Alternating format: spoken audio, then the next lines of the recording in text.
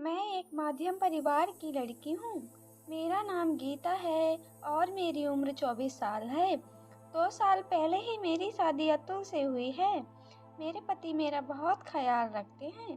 नौकरी के साथ साथ घर के भी बहुत सारे काम मेरे पति ही करते हैं। मैं कल शाम ही अपने मायके आई थी। सर्दी का मौसम है और आज सुबह से ही हल्की बर्फबारी हो रही थी। हाड़ कांपने वाली ठंडी हवाएं चल रही थीं और हवा के झोंके बदन में शहरन पैदा कर रहे थे। मेरी माँ ने कहा, बेटा यदि समय से मौसम ठीक हो जाए तो अपने घर भी समय से ही जाना। मगर शाम होते होते मौसम कुछ ठीक होने लगा। उधर मेरी 6 माह की बेटी भी मुझे बहुत परेशान कर रही थी। मुझे लगा कि घर चले जाना ही अच्छा रहेगा। वैसे भी मेरे पास 4 पहिए की गाड़ी थी। 20 किलोमीटर जाना कोई बड़ी बात नहीं थी, इसलिए मैं हल्की बारिश में ही अपने घर आ गई। मैंने देखा दरवाज़ा तो खुला हुआ सा लग रहा है। मैं हल्के से दरवाज़ा खोलकर अंदर चली गई। मैंने बरामदे में देखा तो मेरे पैरों तले जमीन खिसक गई। मेरे पति बिना कपड़ों के एक सुंदर महिला के साथ लेटे हुए थे। मेरे घर आ जाने से मेरे पति मुझे देखते ही हड़बड़ा गए और तेजी से अपने कपड़ों की तरफ भागे और उस महिला ने भी अपना मुंह छुपा लिया, पर मैंने उसे पहचान लिया था। वह कोई और नहीं बल्कि मेरी मुंह बोली सहेली थी और तो और उसकी अगले महीने ही शादी होने वाली है। मैं चुपचाप अपना सर झुकाकर वहीं नीचे बैठ गई। मुझे बिल्कुल समझ नहीं आ रहा था आखिर क्या करूं मैं।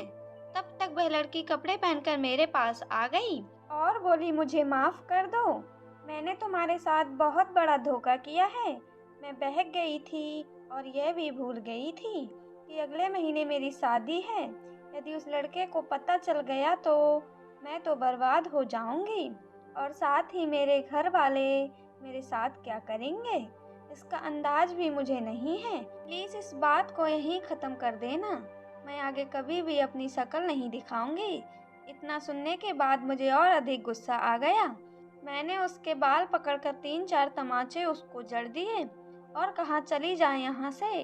मुझे पता है तेरे जैसी लड़कियां ऐसे ही यहाँ वहाँ मुंह मारती हैं। तेरे आंसू भी बस दिखावे के लिए हैं। तू फिर किसी के साथ मुंह काला जरूर करेगी। वो वहाँ से चली गई। फिर मैं कमरे में गई जहाँ मेरे पति अपना सर झुकाए बैठे थे। मैंने रोते हुए कहा, आज आपने भी मेरा विश्वास को तोड़ दिया है। मैं जहाँ भी जाती थी आपकी बहुत तारीफ करती थी कि मेरे पति दुनिया के सबसे अच्छे पति हैं। तुम्हें पता है मैंने कभी भी आपकी किसी बात पर शक नहीं किया, चाहे आप सच बोलते थे या झूठ। और आज सब कुछ खत्म हो गया। आपने पति पत्नी के पवित्र रिश्ते को कलंकित कर दिया। पता है आपको एक अच्छी पत्नी कुछ भी बांट सकती है, पर अपने पति को नहीं। मेरे पति भी हाथ जोड़कर मेरे सामने गिड़गिड़ाने लगे। प्लीज़ गीता, मुझे माफ़ कर दो। मैं आगे कभी ऐसा नहीं करूँगा। बस एक मौका और दे दो।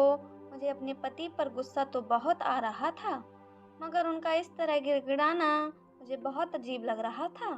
मैंने कहा, मैं तुमसे बस एक बात जानना चाहती हूँ, वो भी एकदम सच। ये बताओ तुम दोनों के बीच ये सब कब से चल रहा था?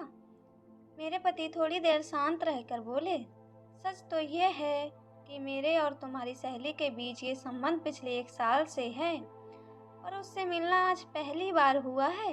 इतना सुनकर मेरे अंदर और अधिक बेचैनी बढ़ने लगी।